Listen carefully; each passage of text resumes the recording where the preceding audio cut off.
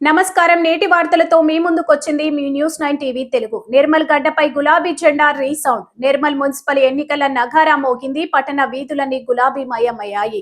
అభివృద్ధికి care of address గా నిలిచిన నిర్మల్లో మరోసారి కారు జోరు స్పష్టంగా కనిపిస్తుంది. గులాబీ జెండా ఎగరాలే, గుంపులు కట్టి నడవాలే అన్న నినాదంతో బీఆర్ఎస్ శ్రేణులు ఎన్నికల రణక్షేత్రంలో దూసుకుపోతున్నాయి. నిర్మల్ పట్టణంలోని 3, 14, 17 వార్డుల్లో నిర్వహించిన ఎన్నికల ప్రచారం ఒక ప్రపంచనంలా సాగింది. ఎమ్మెల్యే అనిల్ జాదవ్ నేతృత్వంలో సాగిన ఈ ప్రచార పర్వం ఓటర్లలో కొత్త ఉత్సాహాన్ని నింపింది. ఈ సందర్భంగా ఎమ్మెల్యే కీలక వ్యాఖ్యలు చేశారు. తెలంగాణ గడ్డపై ప్రతి ఇల్లు, ప్రతి మనసు కేసీఆర్ నామస్మరణ చేస్తుందని, సంక్షేమ పథకాలే బీఆర్ఎస్ అభ్యర్థులకు శ్రీరామ రక్ష అని స్పష్టం చేశారు. ఒకప్పుడు సాధారణ పట్టణంగా ఉన్న నిర్మల్ను జిల్లాగా మార్చి సకల సౌకర్యాలను కల్పించిన ఘనత కేసీఆర్ ప్రభుత్వానిదే అని ప్రచారంలో నాయకులు నొక్కి చెప్పారు.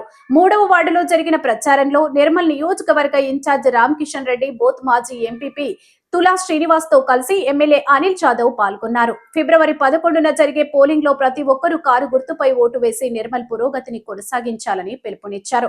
14, 17 వార్డుల్లో ఇంటింటికి తిరిగిన ఎమ్మెల్యే అనిల్ జాదవ్ ప్రజల నుంచి వస్తున్న స్పందన చూసి ఉప్పొంగిపోయారు. ప్రతి ఇంట్లో ఒక లబ్ధిదారుడున్నారు, ప్రతి మనసులో కేసీఆర్ పట్ల ప్రేమ ఉంది అని ఆయన పేర్కొన్నారు. కేసీఆర్ నాయకత్వం మళ్లీ రావాలని, నిర్మల్ అభివృద్ధి పథంలో దూసుకుపోవాలని స్థానిక ప్రజలు బలంగా కోరుకుంటున్నారు. ఈ ప్రచారం నిరూపించింది. ఫిబ్రవరి 11న జరిగే ఎన్నికల్లో ఓటింగ్ డబ్బా తెరిస్తే అందులో గులాబీ ఓట్ల వర్షం కురవడం ఖాయమని బీఆర్ఎస్ శ్రేణులు ధీమా వ్యక్తం చేస్తున్నారు.